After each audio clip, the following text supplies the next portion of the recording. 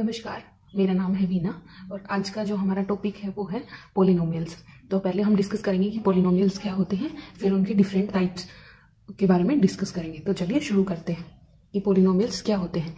उससे पहले आपने प्रीवियस क्लासेस में पढ़ा होगा या जब आप छोटे थे तो आपने पढ़ा होगा एल्जेब्रिक एक्सप्रेशंस के बारे में। एल्जेब्रिक एक्सप्रेशन का मतलब होता है कि जब हमें कोई भी एक वैल्यू सोल्व करनी होती है तो हम उस वेरिएबल को लेट करके चलते हैं एक्स वाई और उसकी मल्टीप्लाई करते हैं कांस्टेंट के साथ।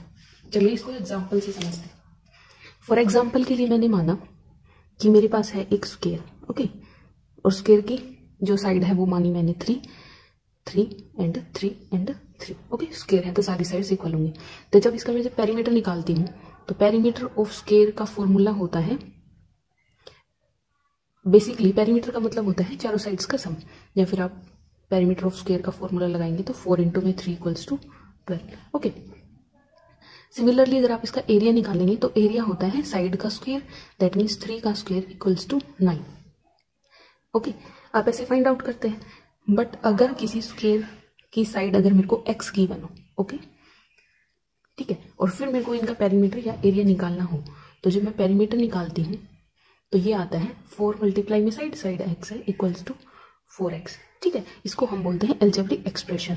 एल्जेब्रिक एक्सप्रेशन में जो अपनी अल्फाबेटिकली नंबर्स लिखे जाते हैं उनको बोलते हैं वेरिएबल्स, और वेरिएबल्स और 4 यहाँ पर है कांस्टेंट। तो डिफरेंस क्या होता है कांस्टेंट और वेरिएबल में? वेरिएबल का मतलब होता है एक ऐसी वैल्यू जो प्रॉब्लम के अंदर अपनी वेरी करती है। जैसे 4x माना, ठीक है, जब आप कुछ कंडीशन से सोल्व करेंगे तो x की वैल्यू यहाँ 2 आ गई, बट ऐसे ही नेक्स्ट प्रॉब्लम में अगर आपने सोल्व किया तो x की वैल्यू 3 हो गई, फिर 4 हो गई। दैट मीन्स x की वैल्यू है वो वेरी कर रही है, एक जगह कांस्टेंट नहीं है। बट जो यहाँ जो मैंने 4 लिखा है 4 ऑलवेज कांस्टेंट रहेगा। दैट मीन्स 4 को आप इस क्वेश्चन में लिखे या आगे लिखे या उससे आगे वाले क्वेश्चन में लिखे, 4 ही रहेगा। 4 की जो वैल्यू 4 है वो 4 ही रहेगी, इसलिए इनको बोला जाता है कांस्टेंट, इनको बोला जाता है वेरिएबल। सिमिलरली अगर आप इसका एरिया फाइंड आउट करेंगे तो एरिया होगा a² होता है, a², that means x multiply में x = x², ठीक है।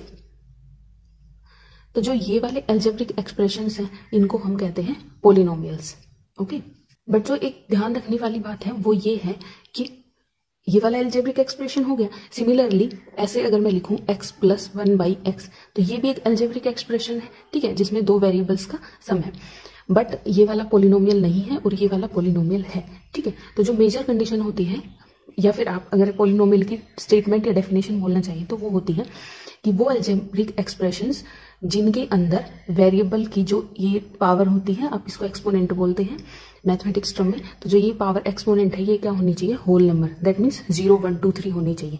बट यहाँ पर क्या है? x + x की पावर -1 है, और -1 एक होल नंबर नहीं होता, तो ये आपका पोलिनोमियल नहीं होगा और ये आपका पोलिनोमियल हो जाएगा।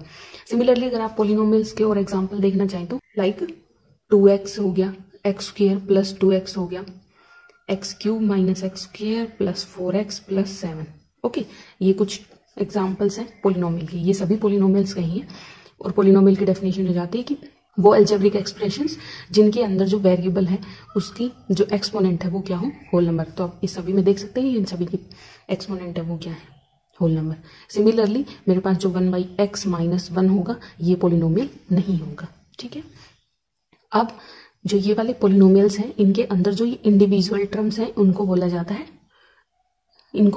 इंडिविजुअल। जैसे इस वाले पोलिनोमियल में x² 2x ये उसकी हो गई पोलिनोमियल की टर्म्स, इसमें 4 टर्म्स हो गई, ठीक है।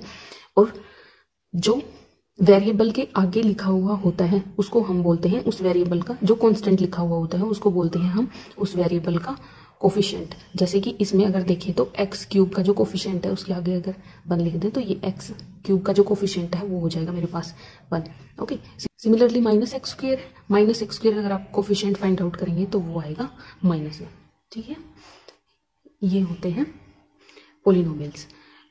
अब पोलिनोमियल्स समझ आ गया तो नेक्स्ट हम चलते हैं टाइप्स ऑफ पोलिनोमियल्स में। तो जब हम टाइप्स की बात करते हैं तो जो फर्स्ट टाइप आती है वो हमारे पास आती है कांस्टेंट पोलिनोमियल।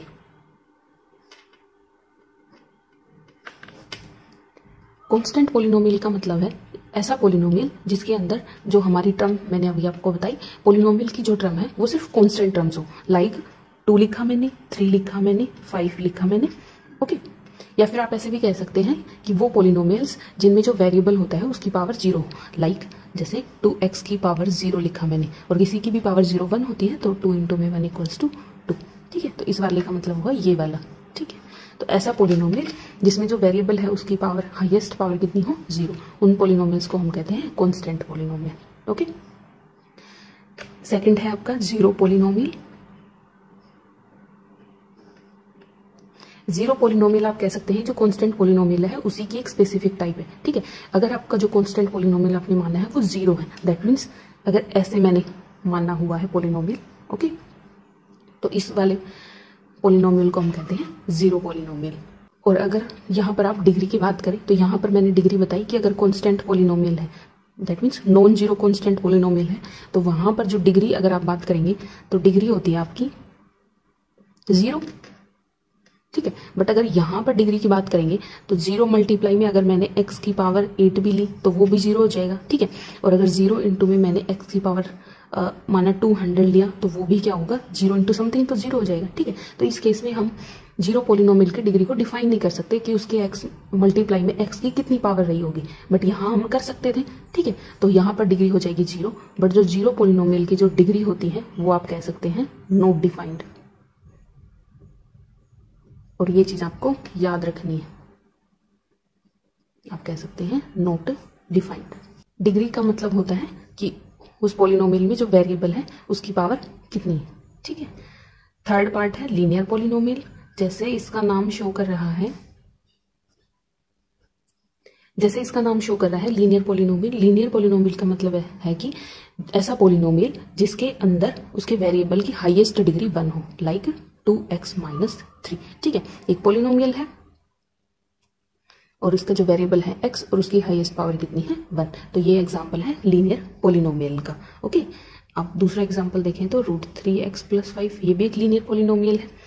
कंफ्यूज मत होइए इस चीज से लेकर, उन्होंने कहा था कि जो वेरिएबल है उसकी जो एक्सपोनेंट है उसकी जो पावर है वो अपनी होल नंबर होनी चाहिए।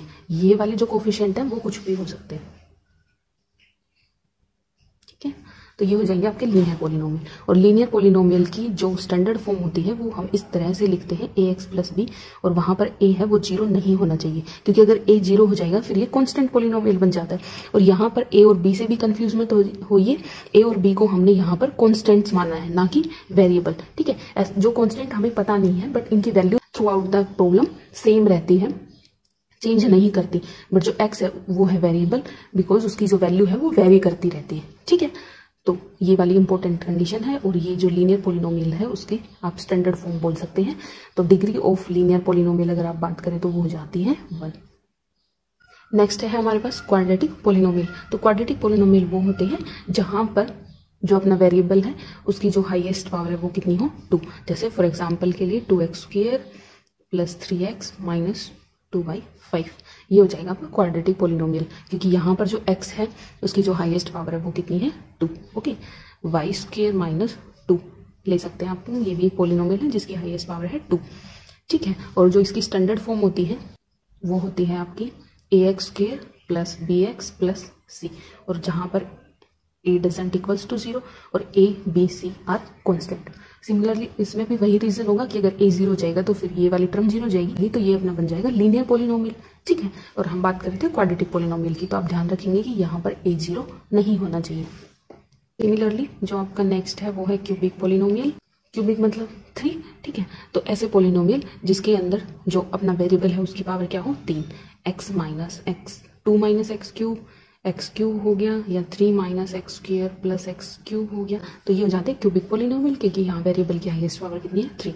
और इसकी अगर आप स्टैंडर्ड फॉर्म की बात करेंगे और जर्नल फॉर्म की बात करेंगे तो वो होती है आपकी ax³ + bx² + cx + d and a b c d are constant and a doesn't equals to 0। Same reason है, अगर 0 जाएगा तो ये क्या बन जाता है क्यूबिक नहीं रहता, क्वाड्रेटिक बन जाता है। ठीक है, तो ये कुछ थी पोलिनोमियल्स की कुछ टाइप्स थी। अभी तक आपने देखा कि आपका जो पोलिनोमियल है उसमें सिर्फ आपका एक ही वेरिएबल है, जैसे इसमें x वेरिएबल है, इसमें y वेरिएबल है। ठीक है, जिसमें इसमें x वेरिएबल है, या अगर आप मैं ऐसे लिखूँ t³ - 3, तो इसमें आपका t वेरिएबल है। ठीक है, सिर्फ एक वेरिएबल की बात होती है। जैसे जैसे आप आगे बढ़ेंगे तो यहाँ पर आते हैं पॉलिनोमियल्स इन 2 वेरिएबल्स। तो हम नेक्स्ट वीडियो में डिस्कस करेंगे पॉलिनोमियल्स इन 2 वेरिएबल। आज के लिए बस इतना ही। अगर आपका कोई भी डाउट है तो आप कमेंट बॉक्स में टाइप कीजिएगा। बहुत बहुत धन्यवाद।